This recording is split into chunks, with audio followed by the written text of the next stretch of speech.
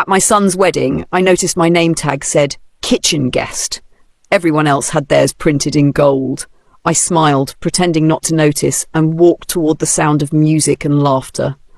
The scent of lilies and champagne filled the air, but all I could smell was humiliation. I'm glad to have you here. Follow my story until the end and comment the city you're watching from so I can see how far my story has reached. The reception hall at the Riverstone Hotel was dazzling. Chandeliers, crystal glasses, soft jazz playing. I'd helped pay for every detail. My husband passed away 3 years ago, and I'd promised myself that when our son married it would be a day to remember. I never imagined I'd be the one everyone would pretend not to see. When I asked a young server where my seat was, she hesitated.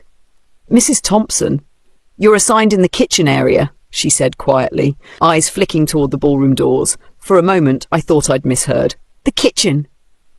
"Yes, ma'am. The bride said it would be quieter for you." I stood frozen as laughter echoed from the main room. Through the open door, I could see the tables, white linens, roses, silverware sparkling under the lights. My son was there, smiling as his new wife raised a toast. He didn't even glance toward me. I sat down at a small staff table near the swinging kitchen doors. Waiters rushed past with trays of food and glasses of wine. A dishwasher hummed somewhere in the back. No one looked at me, though a few gave polite nods as they passed. I folded my napkin neatly on my lap, pretending this was perfectly normal. When I'd bought her wedding dress months ago, she had hugged me tightly. "You're like the mother I never had," she'd said, eyes shining with false warmth. That same woman now made sure I sat behind the scenes, net away from every camera and guest. As the night went on, I heard snippets of the speeches, stories about love, family, gratitude. I stared at the double doors, their round windows flashing glimpses of laughter and light, while my own reflection stared back from the stainless steel. A memory surfaced. My son at 8 years old, standing on a chair beside me, frosting cupcakes for his birthday. "Someday, when I get married, you'll bake my cake, right, Mom?" he'd asked, grinning. I blinked hard, forcing the image away. Now someone else had baked his cake, and she'd put me behind the kitchen door. Halfway through the evening, the bride's mother swept in, her perfume filling the narrow hallway. "Oh, Mrs. Thompson, there you are," she said brightly. "We thought you might prefer a quiet place to sit. The party can be so overwhelming." Her smile didn't reach her eyes. I nodded, polite. "Yes, very thoughtful of you." She didn't notice my tone. Or maybe she didn't care. "Enjoy your meal," she said, turning away. I looked down at the plate in front of me, a cold salad forgotten by whoever was supposed to bring my dinner. I wasn't hungry anyway. From the doorway I caught a glimpse of the newlyweds dancing. Her white dress shimmered as he spun her under the lights. My son's hand rested gently on her back, the same way his father used to guide me across a dance floor. My chest tightened, but I sat perfectly still. When the band started a new song, a waiter passed by and whispered, "You can go inside now if you want." I shook my head. "No, thank you. I have a better view from here." He gave me a puzzled look but said nothing. At that moment, I took out my phone, scrolled through the payment confirmations, and found the line that said "Final balance, reception catering honeymoon package." I smiled softly. My late husband had left me enough to help our son start his new life. But maybe he didn't need my help after all. I opened the catering app and pressed cancel payment. Then another for the honeymoon suite. My finger didn't shake once. The sound of laughter from the ballroom faded behind the buzz of my phone. By the time the bride threw her bouquet, my part in the wedding had already vanished. No arguments, no scenes, just quiet clicks. They had sat me in the kitchen. I sat with my dignity, and before the night was over, I ended everything they'd taken for granted. The next morning, sunlight spilled through my kitchen window, glinting off the half-empty champagne glass I'd brought home from the wedding, the same one a waiter had handed me as if out of pity. I hadn't slept much. My dress still hung over the chair, faint traces of perfume and humiliation clinging to the fabric. I stirred my coffee slowly, listening to the clock tick. Each second sounded like the echo of last night's applause I was never meant to hear. I checked my phone. No messages from my son. Not even a "did you get home safe?" For a mother who raised him alone after his father's passing, that silence was louder than any insult. I scrolled through social media out of habit, and there it was, the wedding post. Hundreds of likes, smiling faces, a caption that read, "The happiest day of our lives." I zoomed in on the photo. The ballroom glowed golden. The bride sparkled in lace and diamonds. My son looked proud, exhausted, completely absorbed in his new life. I wasn't in a single frame, not even the group shots, not one. It was as if I'd been edited out, erased from the story I helped build. I set the phone down and stared at the empty space across the table. For 30 years, that seat had belonged to my husband, George. He'd always said our son had his mother's heart. Patient, loyal, forgiving. I wondered what he would have thought if he'd seen his only child let me sit by a kitchen door while strangers toasted to family.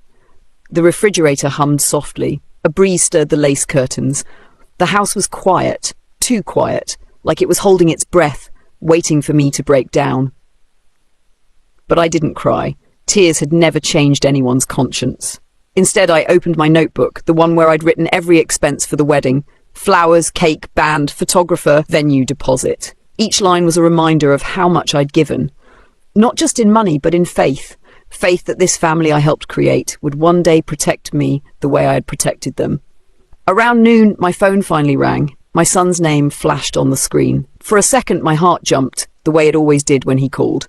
I answered softly. "Hi, honey." "Mom," he began, his voice rushed, uneasy. "There's a bit of an issue with the hotel. They said something about the payment being declined. Did you maybe—" "I cancelled it," I said calmly. There was silence on the other end. I could almost hear him blinking in confusion. "You cancelled it?" "Yes," I replied. "And the catering and the honeymoon suite. I figured since I was seated in the kitchen, my name didn't belong on the bills either." He stammered. "Mom, that's not fair. You know how expensive everything was." "Maybe there was just a mistake," I interrupted. "Yes, there was, but not on the invoice." I didn't raise my voice. I didn't need to. Each word came out clean, clipped, measured. Years of motherhood had taught me how to discipline without shouting. He sighed heavily. "Look, maybe there was some misunderstanding. Amber thought you'd prefer somewhere quieter. She meant well." "Did she?" I asked, because she seemed perfectly comfortable letting the photographer capture every smiling face except mine. He didn't answer. The silence between us stretched thin, brittle. Finally he muttered, "You embarrassed us, Mom. People noticed you weren't at the table." I let out a soft laugh, small and sharp. "Good, then maybe they'll remember me after all." He hung up soon after. No apology, no remorse, just the click of a man closing the door on his own mother. I sat there for a long time, tracing the rim of my coffee cup, thinking about the woman I'd seen in the mirror the night before. Tired eyes, silver hair pinned too carefully. A woman who had spent decades blending into the background so others could shine. Maybe being invisible was easier. But last night proved that even silence has its limits. That afternoon I opened the cedar chest in my living room. Inside were photos, birthdays, graduations, holidays. My son as a baby in George's arms. The first family clips at Monroe. Our Christmases before his wife started hosting her own. I laid them all out on the floor, each picture a reminder of who I used to be in his world. Then I took out a blank envelope and wrote a note. Just one sentence. "You may have taken my seat at your wedding, but not my self-respect." I slipped it inside a small box and sealed it with tape. Along with it, I placed the cancelled receipts, the payment records, and one of the gold-embossed invitations that read, "Together with their families." I smiled at that line. Their families. How neat it looked in print, how false it had become. Outside, the sky was turning pale blue. Somewhere downtown, the newlyweds were probably posing for post-wedding brunch photos, basking in their perfect day. I hoped they smiled wide because the world was still watching. As for me, I brewed a fresh pot of tea, opened the window, and let the cold air fill the house.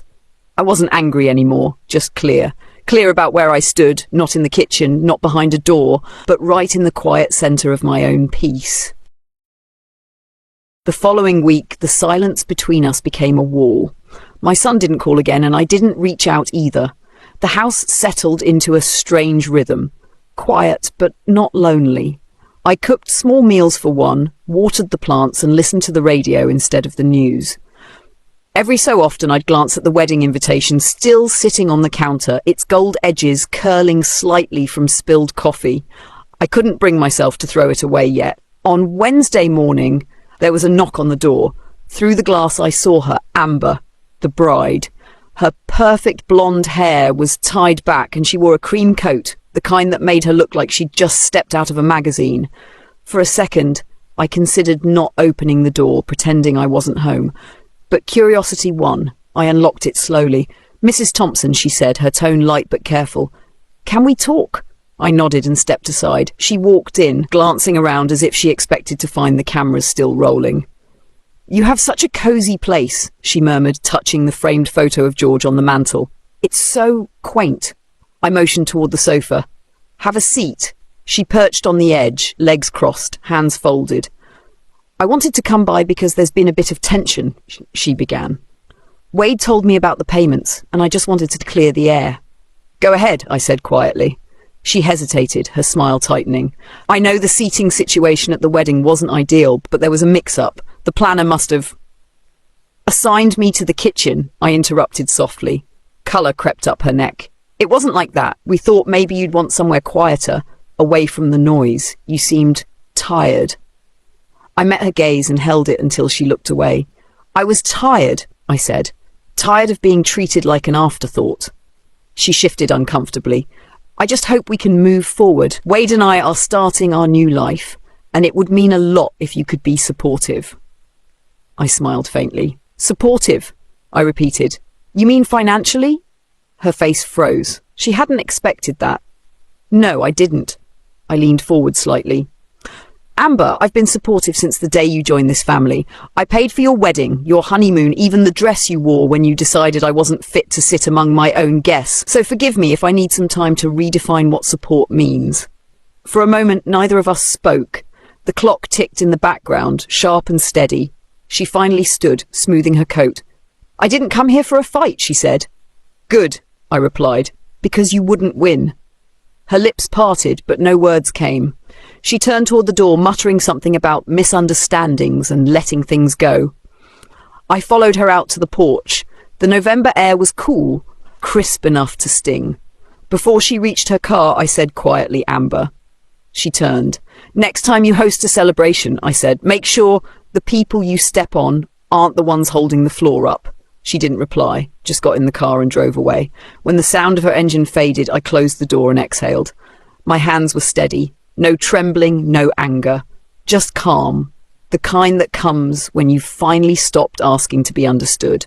That evening, I poured myself a small glass of wine and sat by the window.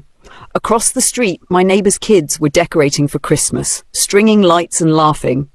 I remembered when Wade was their age, standing on a stool to hang ornaments, his father pretending to complain about tangled wires. Those memories didn't hurt anymore. They just existed, like photographs fading in sunlight. A few days later, I received an envelope in the mail. Inside was a formal letter from the wedding planner, apologising for any seating confusion. A voucher for a complimentary dinner for two at the Riverstone Hotel was enclosed. I laughed out loud. The irony was too perfect. I placed the letter beside my teacup and picked up my pen. I wrote a short note back. "Dear Miss Patterson, thank you for the offer, but I no longer dine in places where I'm not welcome. Consider the matter closed." I slipped the letter into an envelope and sealed it with a small smile. The next morning, the doorbell rang again. This time it was my son. He looked exhausted, dark circles under his eyes. "Mom," he said, voice soft. "Can I come in?" I nodded and stepped aside. He stood in the living room, glancing at the photos, the quiet space he hadn't visited in months. "Amber told me you two talked," he said carefully. "Yes," I said. "She came to explain the seating arrangement. It was enlightening." He rubbed the back of his neck, avoiding my eyes. "She can be impulsive sometimes. I should have said something sooner." "You should have," I agreed. "But you didn't." He winced. "I messed up. I know that. I just want us to be okay." I studied his face, the same boy who used to bring me dandelions from the yard, the same man who had forgotten to call after the funeral, after the wedding, after everything. He looked older now. Maybe I did too. "Wade," I said softly, "I love you, but love doesn't mean pretending nothing happened." He looked at me, his voice breaking slightly. I never meant to hurt you. I know, I said, but you let it happen anyway. He nodded slowly, eyes glistening but holding back tears. I'll fix this, he murmured. I gave a small smile, the kind that carried both forgiveness and finality. Some things don't need fixing, I said, just remembering. He left quietly, the door closing with a sound that felt less like an ending and more like a pause. I stood there for a moment, listening to the silence that followed. It was peaceful, steady, the sound of someone who'd finally stopped waiting for an apology. That night, after Wade left, I sat alone with the quiet hum of the refrigerator and the faint ticking of the old wall clock. The house felt smaller somehow, as if it had exhaled everything that once filled it. I turned off the lamp and let the darkness stretch around me. My reflection in the window looked calm, almost unfamiliar. For years I'd been the woman who fixed everything, who made excuses for everyone else's behaviour. Now I just let the silence do the work. The following morning I woke up early. The sky was a dull grey, the kind of colour that makes you remember things you thought you'd forgotten. I poured a cup of coffee and found myself walking to the hallway closet. Inside were boxes I hadn't opened in years, George's work papers, our wedding album, Wade's old school drawings. I sat on the floor, cross-legged, surrounded by a life that used to mean everything. I opened a photo album, and there we were, our first home, Wade's first bike, Christmas mornings full of wrapping paper and laughter. George had been the steady one, always reminding me that family was the most important thing. They'll need you even when they don't say it, he used to tell me. I smiled sadly. Maybe he was wrong about that part. As I flipped through the pages, a folded letter slipped out. It was from George, dated the year before he passed. The paper was yellowing at the edges. His handwriting was still neat, steady. If I'm gone before you, don't let loneliness make you small. Keep your dignity. It's what makes you you. I held that letter for a long time. His words were quiet but sharp, like light breaking through dust. He always knew what to say. I placed the letter on the coffee table next to a framed picture of him in his old fishing hat and whispered, I didn't forget, George. I just lost my place for a while. Later that afternoon, I went out for groceries. At the store, I ran into Mrs. Keller from down the street. She smiled warmly. I saw the photos from the wedding, she said, patting my hand. You must be so proud. I paused for a heartbeat, then returned the smile. I was proud, I said. Now I'm just grateful it's over. She looked puzzled, but I didn't explain. Not everything needed explaining. When I came home, I put the groceries away and sat by the kitchen table, the same place where I'd once planned my son's rehearsal dinner menu. The same table where I'd signed the catering checks, thinking I was helping him start a life of his own. Instead, I just bought my own humiliation. I poured myself a glass of water, stared at the condensation sliding down the side, and thought about every small moment that had led to this point. The dinners where Amber forgot to invite me, the holidays that were suddenly too busy for visits, the birthdays that came and went with a text message and a polite emoji. The signs had been there all along. I just chose to believe they were accidents. But they weren't accidents, they were choices. And now I was making mine. That evening, I called my lawyer, Mr. Harris, an old friend of George's. He answered on the second ring. Loretta, it's been a while, he said. I know, I replied. I just need to make some adjustments to the will. Nothing complicated, just updates. He didn't ask for details, only said, Of course, I'll prepare the paperwork. When I hung up, I felt lighter, not out of spite, out of clarity. It wasn't revenge, it was reclamation. The next day I walked into town, stopped by the bakery and treated myself to a slice of lemon pie. I sat near the window watching families pass by, mothers holding toddlers, couples arguing playfully over coffee orders.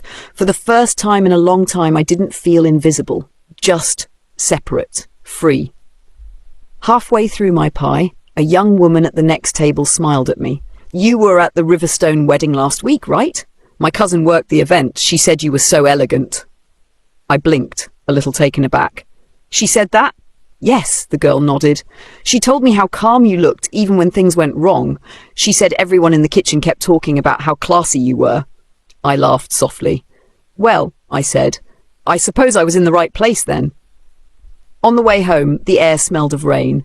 I walked slowly, letting it fall without rushing. My hair got damp, my shoes squeaked, and I didn't care. There was something freeing about not needing to hurry anymore, about knowing that peace doesn't come from being invited to the table, but from building your own.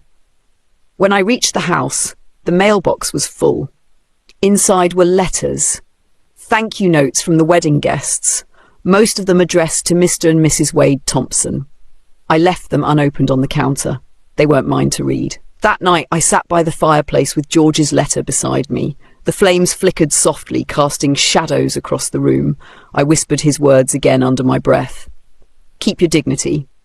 I thought about Amber's painted smile, my son's uneasy voice, the quiet kitchen where I'd sat during the wedding. They were all part of a lesson I hadn't asked for, but one I clearly needed. I wasn't angry anymore. I wasn't even sad.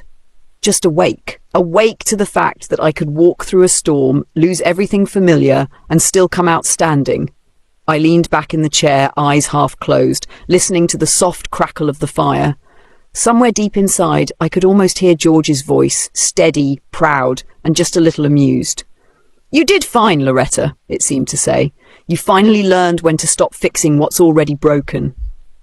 I smiled into the quiet, the kind of smile that feels like a full breath after years of holding it in. For the first time in a long while, I didn't feel small. I felt exactly my size. 2 weeks passed before I heard from anyone again. The days grew colder, the lights softer.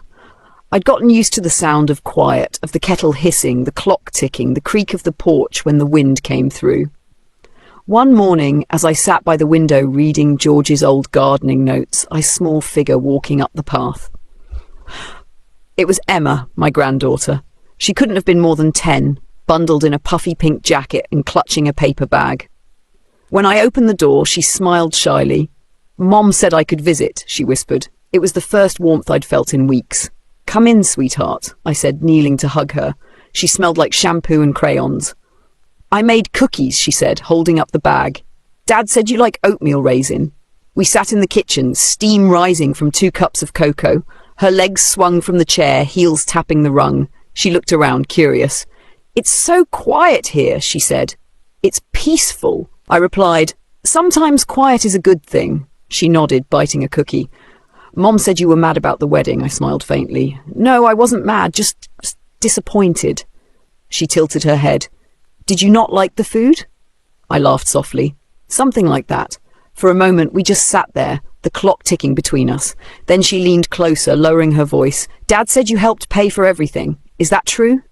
I hesitated. Yes, I wanted your parents to have a beautiful day. She frowned. Then why did they make you sit by the kitchen? Her question was so simple, so piercing, I couldn't answer right away. I took a small hand in mine. Sometimes, I said finally, people forget who helped them stand tall, but life has a way of reminding them. She nodded slowly, not understanding but sensing enough. Then she brightened. Can I come again next weekend? Of course you can. When she left, the house didn't feel as empty. There was something about her visit, a spark, small but real. I made a mental note to send her a Christmas gift, something personal, something that didn't come from her parents' idea of what a grandmother should give. That evening, I opened my laptop for the first time in months. The screen glowed cold and blue.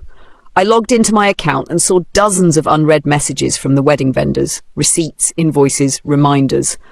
Among them was one from the event photographer. Curiosity tugged at me. I clicked it. There she was again, Amber in her lace gown, Wade beside her, all smiles. I scrolled through image after image. Everyone looked radiant. Then I stopped. In one picture, captured from behind the kitchen door, a sliver of me appeared in the corner of the frame, sitting at the small staff table, my hands folded, eyes fixed on the floor. I stared at that photo for a long time. It wasn't anger I felt anymore, just recognition. The truth had been documented. They could frame their happiness however they wanted, but the real story was right there, in that corner of light and shadow. I downloaded the image and printed it. When the paper came out, I wrote a single line beneath it in neat handwriting, the moment they forgot who raised them. Then I placed it in an envelope addressed to myself and tucked it into the same box with George's letter. Some reminders are worth keeping. The next morning, Mrs. Keller stopped by with a pie. You have visitors, she whispered with a grin. Through the window, I saw Wade's car pulling up. He got out first, followed by Amber. She looked nervous, holding a small bouquet of lilies, the same kind I'd chosen for the wedding centerpieces. I opened the door before they could knock. "Mom," Wade said, his tone careful. "Can we talk?" I stepped aside, gesturing for them to come in. They sat together on the couch, too close to each other, like they needed to stay aligned. Amber spoke first. "I came to apologize," she said, her voice brittle. "Things got out of hand that day." I looked at her steadily. "Out of hand?" She nodded quickly. "I never meant for you to feel excluded. It was just there was so much happening. Mistakes were made." Wade added, "We both handled it badly. I should have said something sooner." I took a slow breath. "You're right," I said. "You should have." Amber swallowed. "We were hoping we could move past it. Maybe have dinner sometime?" The tone, the phrasing, it all sounded rehearsed. I realized she wasn't here out of guilt. She was here because she needed something. I glanced at the lilies on the coffee table. "Those are lovely," I said. "You remembered what kind of flowers I like." Amber relaxed a little. "We thought they might cheer you up." "They do," I said, standing up, "but I'm afraid they're the wrong kind of peace offering." Her smile faltered. "I don't understand." I met her eyes. "You came here because Wade told you I was changing the will." The silence that followed was sharp enough to cut. Wade looked down at his hands. Amber opened her mouth, then closed it again. I continued, "You don't have to worry. I haven't finalized anything yet. But I will." "Mom," Wade started, but I raised a hand. "Don't. This isn't punishment. It's clarity. You made your choices, and now I'm making mine." Amber's face flushed. She looked like she wanted to argue, but Wade touched her arm. "Let's go," he murmured. At the door, she turned back. "You're not being fair," she said. I smiled faintly. "Neither were you." They left without another word. The lilies stayed on the table, their petals trembling slightly as the door clicked shut. I poured a glass of water and set it beside them. "At least you're real," I whispered.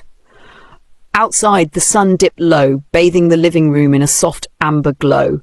The same colour as the flowers, the same hue as George's handwriting. I stood by the window, watching their car pull away, and felt no ache, no bitterness. Just the steady calm of someone who had finally stopped waiting for the apology that would never come. That night, I lit a single candle beside George's photo and whispered, "You were right, love. Dignity isn't something they can take. It's something we choose to keep." A few days later, I woke to a message on my phone. It was from Wade. "Can we meet for lunch? Just you and me."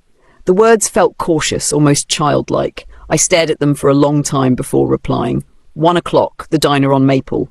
When I arrived, he was already there, sitting in a booth near the window. His tie was loosened, his eyes tired. He looked up as I slid into the seat across from him. "Thanks for coming," he said softly. The waitress poured coffee and left us alone. The smell of bacon and burnt toast hung in the air. Wade stirred his cup, avoiding my eyes. "Amber's been upset," he started. "I can imagine," I said. "She feels like she tried to apologize." "She tried," I agreed, "but trying isn't the same as meaning it." He sighed, rubbing his forehead. "Mom, can we just start over? I hate how things have been." I looked at him carefully. "Do you hate what happened, or do you hate that you can't undo it?" He blinked, caught off guard. "I hate both," he said finally. For a moment, I almost softened. Then the waitress returned with 2 plates. He'd ordered for both of us, pancakes for me, like he used to when he was a boy. I picked up the fork but didn't eat. "You know," I said quietly, "I spent years thinking that if I loved you enough, it would make you a better man. Turns out love doesn't fix blindness, it just makes it hurt more." His hand tightened around the coffee cup. "I made a mistake," he said. "Yes," I replied. "And now it's yours to carry." We sat in silence after that. The world outside kept moving, cars passing, children laughing, people living lives that didn't include this ache. When the bill came, he reached for it, but I placed my card down first. "My treat," I said, "for old time's sake." He smiled faintly. "You don't have to." "I know," I said. "That's the point." When we walked out into the cold, he hugged me. It wasn't the warm, safe hug of a son. It was the uncertain grasp of a man who didn't know if he was forgiven. I let him hold on a second longer than I needed to. "Take care of yourself," I said, and left before he could answer. At home, I made tea and sat by the window. The lilies on the table had started to wilt. I didn't throw them away. They reminded me of everything I'd learned, how apologies could sound like excuses and how silence could feel like peace. That evening, I got a call from Mr. Harris, my lawyer. "The new documents are ready," he said. "Do you want to come by tomorrow to sign them?" "Yes," I said simply. When I hung up, I looked around the room at the photos, the old furniture, the empty space beside George's armchair. I thought about the years I'd spent trying to fill every silence with understanding. Now I finally let it stay empty. It wasn't loneliness. It was clarity. The next morning I dressed carefully, choosing the same navy blue coat I'd worn to George's funeral. Not out of sadness, but because it reminded me of how far I'd come since that day. When I arrived at Mr. Harris's office, the papers were already laid out. He explained everything. Simple, straightforward. My estate would now go to a scholarship fund in George's name, for students from working families. I signed each page slowly, deliberately, my pen steady. When it was done, he looked up and smiled. "You seem lighter," he said. "I am," I replied. I finally stopped giving where I wasn't welcome. He nodded, understanding more than he said. On the way home, I stopped at the florist. The clerk asked if I wanted fresh lilies, but I shook my head. "Something else," I said. "Sunflowers." She wrapped a small bouquet, and I carried them home, their bright heads bobbing in the cold wind. That night, I placed them by George's photo.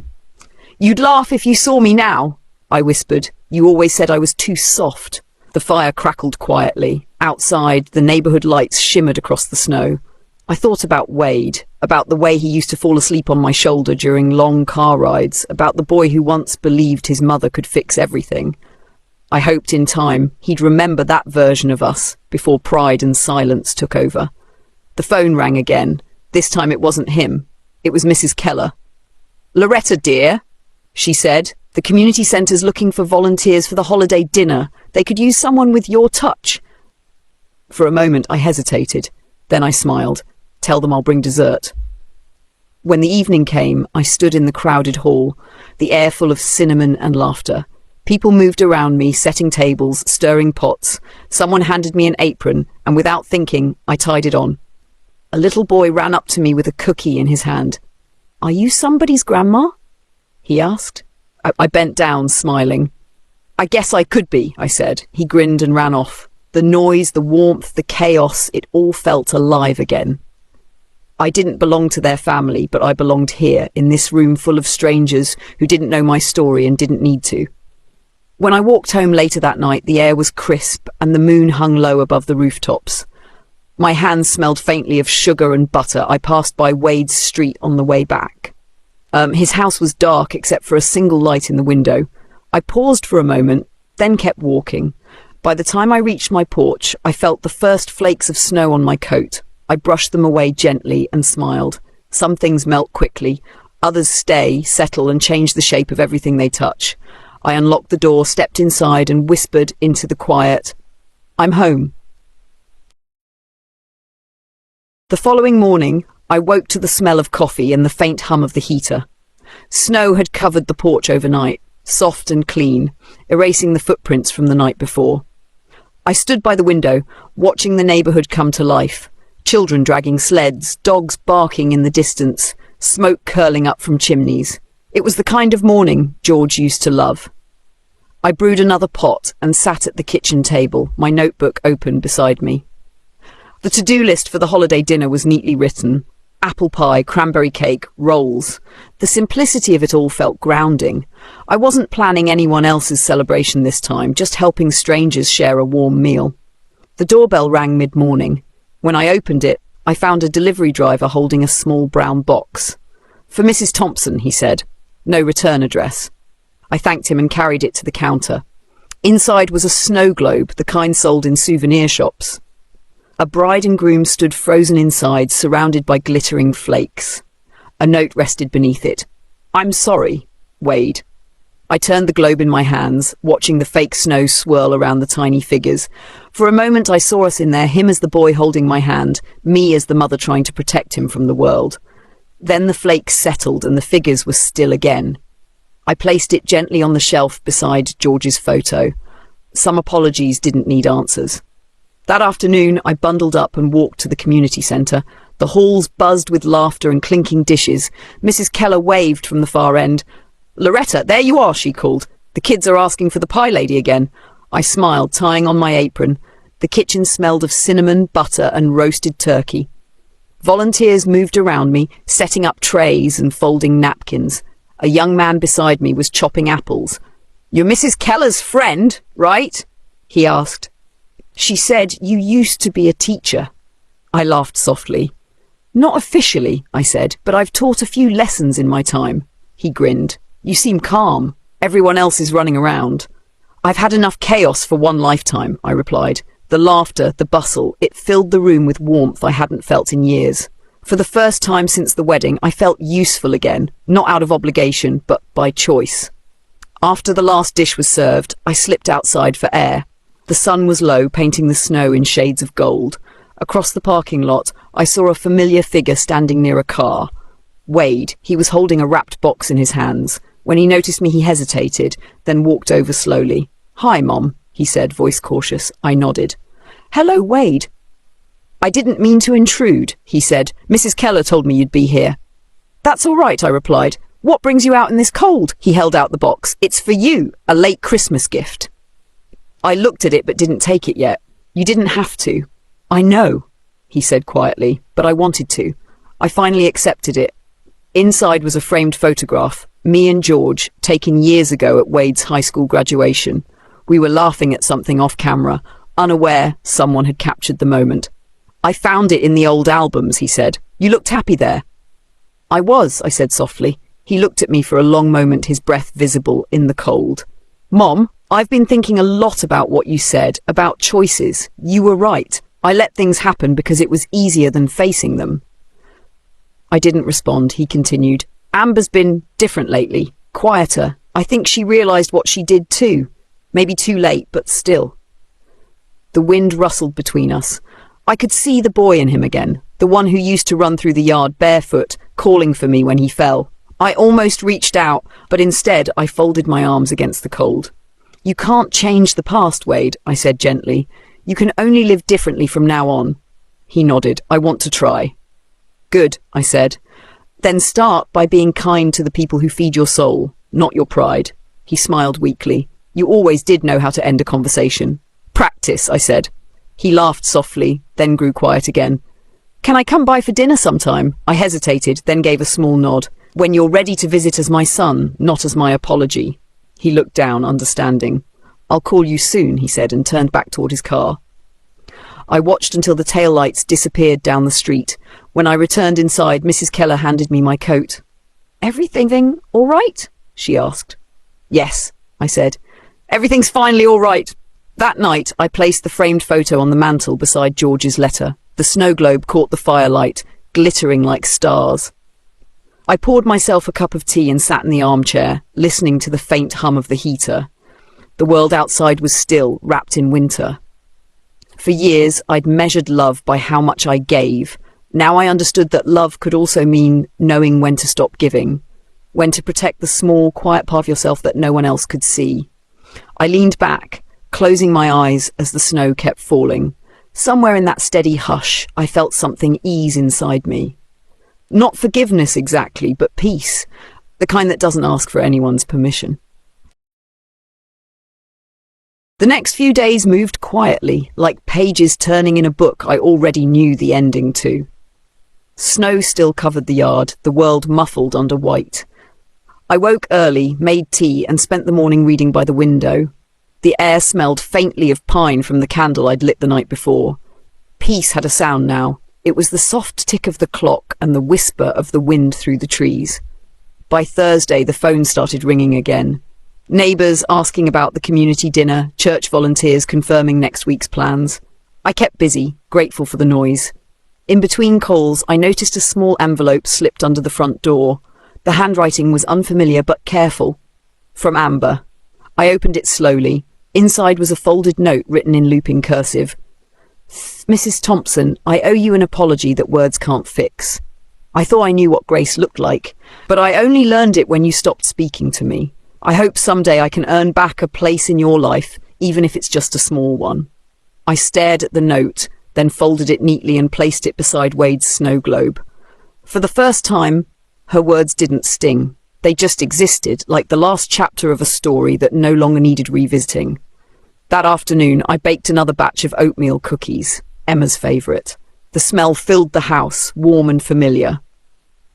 Just as I was setting them to cool, the doorbell rang again. This time, it was Mrs. Keller, bundled in her thick red scarf. "I have news," she said, cheeks flushed from the cold. "The community centre is naming a new scholarship for volunteers. They'd like to put your name on it." I blinked. "Mine?" She nodded. "You've done more than anyone else this year. It's their way of saying thank you." For a long moment, I couldn't speak. Then I smiled. "Tell them I'm honoured, but they can name it after George if they don't mind. He believed in second chances more than anyone." Mrs. Keller squeezed my hand. "You're something special, Loretta," she said softly. After she left, I stood by the window, watching the sunlight glint off the snow. For years, I'd waited for my worth to be acknowledged by people who couldn't see past their own reflections. Now recognition came from strangers who simply saw me for who I was. It felt lighter that way. Later that evening, the phone rang again. This time, the name on the screen made me pause. "Wade," I answered. "Mom," he said quietly, "Emma's been asking if she can visit this weekend." I smiled, even though he couldn't see it. "She's always welcome." He hesitated. "Would it be okay if Amber came too? She wants to see you." I let the silence stretch, not to be cruel, but to make sure the words settled the way they needed to. "You can bring her," I said finally. "But don't come to explain, just come to be present." He exhaled, relief mingling with gratitude. "We'll see you Saturday." When the call ended, I walked to the kitchen and began preparing dinner for one. I set out my best china, not because anyone was coming tonight, but because I finally felt like I deserved to use it. George would have liked that. Saturday arrived cold and bright. I woke early to the sound of birds tapping at the frosted window. By noon, I'd finished setting the table, simple, warm, enough for four. At exactly 2, a car pulled up outside. Through the window, I saw Wade helping Emma out, Amber trailing behind, her eyes lowered. When I opened the door, Emma rushed in first, hugging me so tightly I almost lost my balance. "Grandma, I brought you a picture I drew," she said, waving a paper covered in crayon hearts. "It's beautiful," I whispered, kneeling to hug her back. Wade stepped in next. "You look good, Mom," he said quietly. "I feel good," I replied. Amber lingered near the doorway, clutching her gloves. "Thank you for letting us come," she said. I motioned for her to come inside. She stepped over the threshold like someone entering a church, hesitant, unsure if she was welcome. The house smelled of cinnamon and coffee. Emma's laughter filled the air, light and innocent, a sound that didn't belong to the past. Amber took off her coat and looked around. "Your home is lovely," she said softly. "It's been the same for 30 years, I replied. "It just feels different now." She nodded, twisting her gloves in her hands. Wade stood quietly beside her, watching us both. The silence between us wasn't sharp anymore, just heavy, like a blanket that had finally stopped smothering. I gestured toward the table. "Sit, the soup's still warm." They followed me into the dining room. For a moment, no one spoke. Only the sound of spoons against bowls filled the air. Emma chatted about school, her art projects, a Christmas play she was excited for. I let her talk. The room felt alive again. Halfway through the meal, Amber set her spoon down. "I wanted to thank you," she began, "for letting us come. I wasn't sure you'd say yes." I met her eyes. "People deserve chances," I said, "but they also need to understand the cost of wasting them." She looked down. "I know, and I did waste it. That day at the wedding, I thought keeping things perfect mattered more than being kind. I was wrong." The words hung there, quiet but steady. I didn't rush to answer. Apologies were fragile things. They only meant something when followed by silence. Finally, I said, "You hurt me deeply, Amber, not because of where you seated me, but because you made my son forget who raised him. You both did." Wade looked up, guilt in his eyes. "I know, Mom. I've thought about it every day. You didn't deserve that." "No," I said, "but I survived it." He reached for my hand, tentative, the way a child reaches for something hot but necessary. I let him. His fingers were cold, trembling slightly. "I want to do better," he said. "Then do better," I answered. "Not for me, for her," I added, nodding toward Emma, who was drawing quietly at the end of the table. She's watching what love looks like. Amber's eyes filled, but she blinked them clear. I can't undo what I did, she whispered. No, I said, but you can stop pretending it never happened. For a while, no one spoke. The clock ticked softly. The smell of fresh bread filled the air. I stood and refilled everyone's tea. When I set Amber's cup down, our hands brushed. Just a second, enough for her to understand that forgiveness wasn't always spoken aloud. After lunch, Emma ran off to play in the living room. Wade followed her, laughing when she climbed onto his shoulders. Amber stayed behind, watching them through the doorway. You raised him well, she said quietly. I raised him to remember what matters, I replied. He just forgot for a while. Oh, she smiled faintly. You're stronger than I thought. No, I said. I just stopped being afraid of losing people who didn't value me. She nodded, eyes glistening. Thank you for not closing the door completely. I didn't do it for you, I said. I did it for peace. We joined the others in the living room. Emma had found one of George's old harmonicas and was trying to play. The sound was off-key, but joyful. Wade sat beside her, helping her blow the right notes. The sight was so ordinary, so painfully human, it made something in my chest loosen.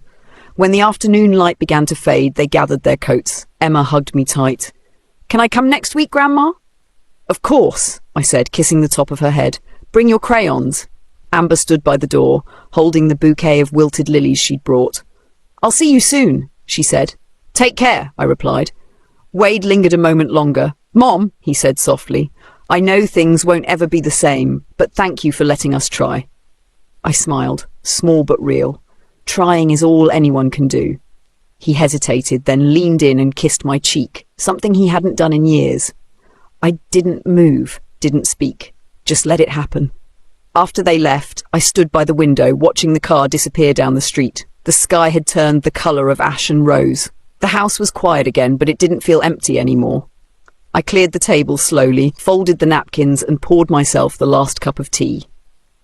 On the mantel, the snow globe caught the fading light. The tiny couple inside stood still, forever frozen in their moment. I turned it once, watched the flakes rise and fall, then set it back beside George's photo. You'd laugh at all this, I whispered, but I think you'd be proud too. Outside, the first flakes of evening snow began to fall, slow, steady, certain. I stood there for a long while, watching them cover the path that led away from my house. Each flake disappeared into the quiet, and with it, the last of the anger I'd carried. The house sighed as the heater came on, a low, comforting sound. I sat in my chair, blanket over my knees, and let the peace settle in. It wasn't forgiveness, not really. It was something quieter, something truer.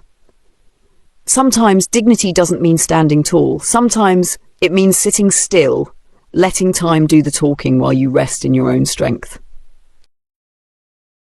A week after their visit, the snow began to melt. The sidewalks glistened with thin ribbons of water, and the air carried that faint smell of thawing earth. I opened the curtains each morning to let the light in, and the house felt a little less heavy. On the counter sat a new envelope, this time from the community centre. Inside was a formal letter announcing the scholarship fund in George's name. The printed words were simple, in honour of kindness quietly given. I placed the letter beside his photo. You'd like this, I murmured. Something that gives without asking anything back. The next few days passed quietly. I spent my time cleaning drawers, sorting old things. A life leaves traces in every corner. Receipts, postcards, birthday cards written in childish handwriting. I kept the ones that mattered and threw away the rest. There was peace in the sound of paper being folded, the finality of a drawer closing. On Friday evening, I lit the fireplace and sat in the armchair with a cup of tea. Outside, the world was still a shade of blue, caught between winter and spring. I thought about how much had changed in so little time, how something as small as a wedding seat could unravel years of silence and rebuild them into something honest. The phone rang just as the fire cracked. I picked it up. Grandma? It was Emma's voice, bright and breathless. Mom said I could call you. I wanted to tell you I got an A on my art project. That's wonderful, I said, smiling. What did you draw? A family, she said proudly, but not just people. I drew their shadows too, so no one would be left out. My throat tightened. That's beautiful, sweetheart. Can I show you when we visit next week? I'd love that, I whispered. After we hung up, I sat for a long while, the phone still in my hand. That small voice had cracked something open in me, something tender and whole. Maybe all the things I'd lost had made space for this, for her, for peace that felt earned. The next morning I walked to the florist. Something for early spring, I told the clerk. She handed me a bundle of tulips, pale pink and yellow. When I got home, I placed them in a vase by the window where the snow globe used to sit. I'd put the globe away in a box that morning. It had served its purpose. Some memories are better kept at a distance. Later that day, Wade called. His voice was steady, softer than it used to be. "Mom," he said, "I wanted you to know we've been talking a lot about everything, about how we treated you." "I'm glad," I said. "I can't change what happened, but I can make sure Emma never sees us treat anyone that way again." "That's all that matters," I replied. He hesitated. "Amber wanted me to ask if you'd come by for dinner next weekend. Nothing fancy, just us." I didn't answer right away. I thought of her letter, of her trembling hands that day, of how easy it was to break trust and how long it took to rebuild it. "Maybe," I said finally. "Let's see how the week goes." He didn't press. "That's fair," he said. "We'll be here." When the call ended, I walked to the back door and stepped outside. The snow had melted enough for patches of grass to show through, damp and green. I breathed in the sharp air and looked toward the horizon. Everything looked smaller from here, quieter, manageable. That night, I pulled out the photo album again. There was one picture I hadn't noticed before, George holding baby Wade at the lake, both of them squinting in the sun. I traced the outline of their faces. "You'd be proud of him," I whispered. "It took a while, but he's finding his way." The fire burned low, and I let the pages fall closed. There was nothing left to fix. No words left unsaid. The next morning, I dressed and went into town. At the diner, the waitress greeted me by name. "The usual?" she asked. "Yes," I said, taking my seat by the window. I watched as the streets slowly filled with people, ordinary lives moving on, unaware of the small victories happening in quiet houses like mine. Halfway through breakfast, I felt a calm I hadn't known in years. I realized I wasn't waiting anymore, for apologies, for validation, for a seat at anyone's table. My table was enough. When I got home, the light was fading again. I lit a single candle on the kitchen counter, not for mourning, but for memory.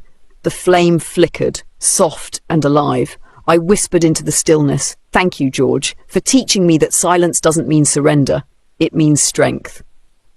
As the night deepened, I stood by the window, looking at my reflection in the glass. The lines on my face told a story no one could erase, one of love given freely, of respect reclaimed quietly. Outside, the last of the snow was melting.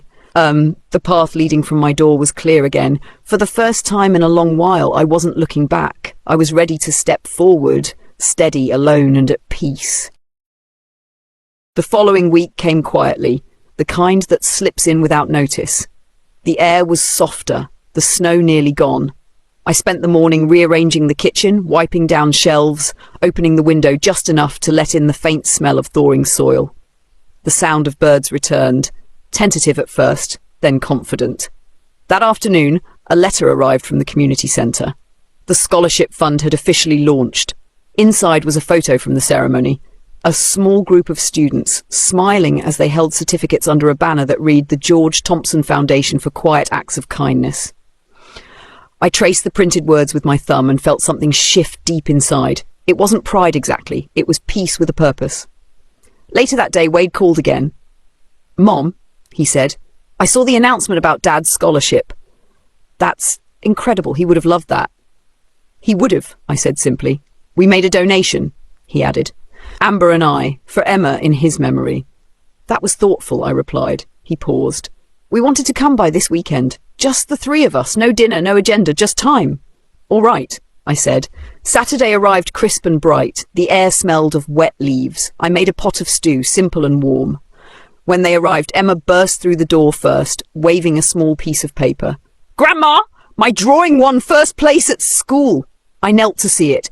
She'd drawn 3 figures standing in a garden, one tall, one smaller, and one older with grey hair and kind eyes. Beneath it she'd written, "The roots that never stop growing." I swallowed hard. "It's beautiful," I whispered. Amber stood quietly behind her, holding a bouquet of tulips. This time they weren't white lilies or store-perfect roses, just tulips, the same as the ones by my window. She smiled nervously. "We thought you might like these." "I do," I said, taking them. "Thank you." Wade helped hang Emma's coat and set the table without being asked. The meal passed softly. Small talk, laughter, stories from Emma's school. For once, no one tiptoed around the past. It was just family again, the version that had been buried under pride and misunderstanding. After dessert, Emma wandered off to the living room with her crayons. Wade and Amber stayed at the table. The light through the window turned golden, spilling over the plates. Amber cleared her throat. "Mrs. Thompson," she began, then stopped herself. "Loretta." I looked up. "I don't expect forgiveness," she said quietly.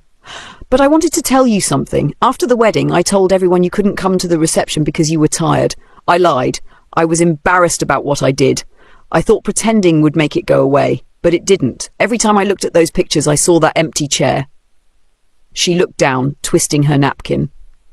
"I'm sorry for all of it. I know words won't fix it, but I needed to say them out loud." The house was still. Even the heater seemed to pause. I studied her face. No makeup this time, no practiced charm, just honesty, raw and unpolished. "You made my son forget who he was," I said softly. "But you've given me my granddaughter and she's reminded me who I am. Maybe that's enough." Amber's eyes filled, but she didn't cry. She nodded. "Thank you for not hating me." "I tried," I said. "It's exhausting." That made her laugh, small and surprised. When they left later that evening, the sun had dipped low. Emma hugged me at the door. "I love you, Grandma," she said, her voice muffled against my coat. "I love you more," I whispered. Wade lingered last. "Mom," he said, "I don't know if I deserve another chance, but I'm grateful for it." "You're still my son," I said. "Deserving isn't part of the deal." He nodded, eyes shining. Then they were gone, their car disappearing into the soft twilight. I closed the door and leaned against it for a moment. The house was quiet again, but not empty. Something had shifted, like a wound finally beginning to scar, no longer raw, just tender. I walked to the kitchen, poured the last of the tea and sat by the window. The tulips Amber brought sat beside the older bouquet, colours blending together, old and new side by side. Outside, the world was turning towards spring. As dusk deepened, I pulled George's letter from the drawer and read it once more. "Keep your dignity. It's what makes you you." I smiled. He had been right all along. Dignity wasn't about staying silent or walking away. It was about knowing when to open the door again. The street outside grew dark, the windows of other homes glowing warm against the night. Families laughed somewhere down the block. I didn't envy them anymore. I'd learned that peace doesn't come from being included. It comes from finally feeling complete, even when you stand alone. I finished my tea and whispered into the quiet, "You'd be proud, George. We made it through." The candle flickered beside his picture. The flame bent, then steadied. I took that as my answer. The following Sunday morning, the sky opened clear and blue for the first time in months. I woke before the alarm, sunlight already pooling across the floor. The house was warm, quiet, alive in its stillness. I brewed my coffee, poured it into George's old mug, and stepped out onto the porch. The air smelled of wet earth and new beginnings. Across the street, a young couple was planting flowers. Their laughter carried faintly through the air, the same rhythm George and I once had when we planted the first garden in this yard. I smiled, watching them, remembering the ache and the joy that built this home. So much of life, I realised, was just learning when to hold on and when to let go. The mail arrived a little after 9. Among the envelopes was a small card from the community centre, an invitation to the scholarship dinner. Inside, written in careful pen, were 3 words: "We honour you." I set it on the table beside the vase of tulips. The petals were beginning to curl, fading at the edges, but still beautiful in the light. By mid-afternoon, I decided to bake again, lemon pie, George's favourite. The smell filled the house, bright and sweet. As I whisked the filling, I thought about everything that had led to this quiet moment. The wedding, the hurt, the silence, the slow unravelling of pride. Somehow it had all led me here, to a peace that didn't need anyone's permission to exist. Around 4, there was another knock at the door. When I opened it, Emma stood there holding a small potted plant. Wade and Amber stood behind her, hand in hand. Grandma, Emma said, beaming, Dad said you like sunflowers, so I brought you one. I took the plant carefully. Its single yellow bloom faced the light, stubborn and strong. It's perfect, I said. They came inside. I poured tea, sliced the pie, and for a while, we just talked about nothing and everything. Emma chatted about school. Wade helped me carry plates to the sink. Amber asked if I needed help wiping the counter, and for once I let her. The gestures were small, but they meant everything. After dinner, we moved to the porch. The air had cooled, the first stars appearing above the rooftops. Emma curled up beside me, her head resting on my arm. Wade stood by the railing, looking out over the yard he'd grown up in. It feels smaller now, he said softly. It's not smaller, I replied. You just grew. He smiled at that. Amber reached for his hand, and for the first time I didn't look away. Whatever bitterness had lived inside me had finally burned itself out, leaving only understanding behind. When they left that evening, Emma hugged me one last time. See you next week, Grandma, she said. I'll have cookies waiting, I promised. I watched as their car turned the corner and disappeared into the dusk. The streetlights flickered on, one by one, casting long shadows across the porch. I stood there for a while, the sunflower cradled in my hands, feeling the quiet settle around me again. But this time it wasn't empty. It was full. Inside, I placed the sunflower beside George's photo. His eyes, frozen forever in that picture, seemed to smile. I ran my fingers along the frame. We did it, love, I whispered. The circles closed. I sat down at the kitchen table, the same one where so much had begun and ended. The candle flickered gently beside me, its flame steady and sure. I opened my notebook and wrote a single line. They sat me in the kitchen, but I built my own table. The words looked small on the page, but they carried the weight of everything that mattered. I closed the notebook, exhaled, and felt the kind of peace that doesn't announce itself. It simply arrives and stays. Outside, the night deepened. Somewhere in the distance, church bells began to ring, slow and even.